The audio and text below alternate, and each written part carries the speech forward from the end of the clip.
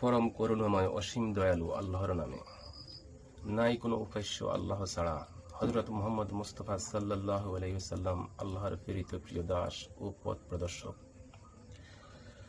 মুবারক হো মুবারক হো মুবারক, পবিত্র ঈদ উল ফিতর মুবারক।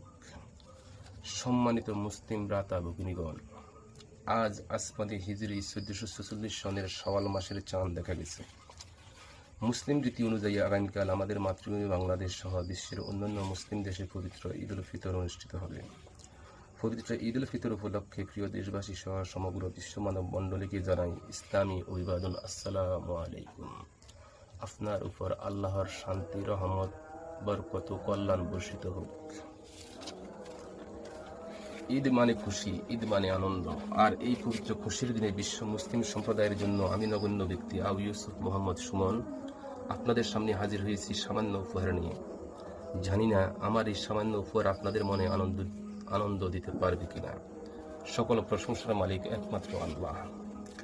আমি পবিত্র ঈদ উল ফিতর উপলক্ষে আপনাদের সামনে যে তত্ত্ব উপস্থাপন করব, তাহা পবিত্র আসমানি কিতাব মহাগ্রন্থ বিজ্ঞানময় আল কোরআনের প্রকাশ্য অপ্রকাশ্য অর্থ, ভাবার্থ ও সমীকরণ নিয়ে দীর্ঘকাল অনুসন্ধান ও গবেষণার ফসল।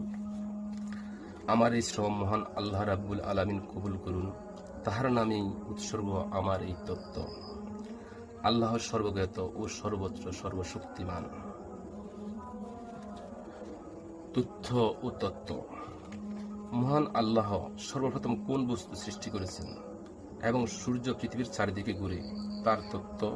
পবিত্র আল কোরআনের আলোকে তার তথ্য।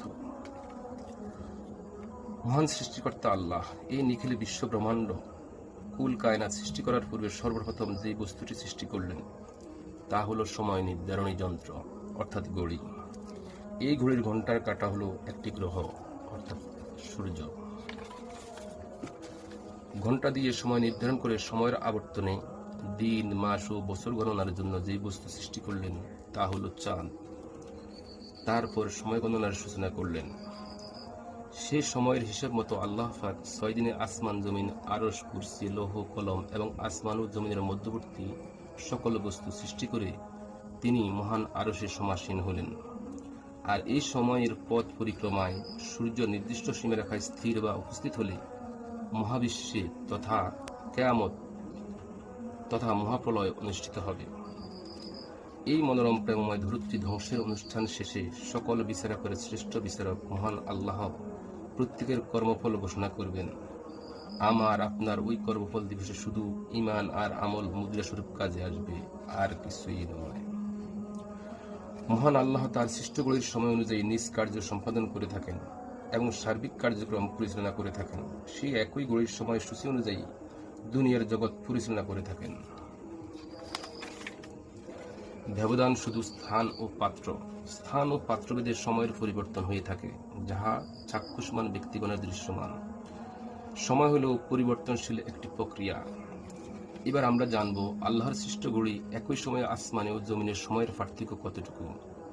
আল্লাহ পাক পবিত্র কোরআনে বর্ণনা করেন, তিনি 6 দিনে আসমান, জমিন ও এর মধ্যবর্তী সকল কিছু সৃষ্টি করেছেন। এটা আসমানে 6 দিন, জমিনে তা 4 মাস 24 দিন।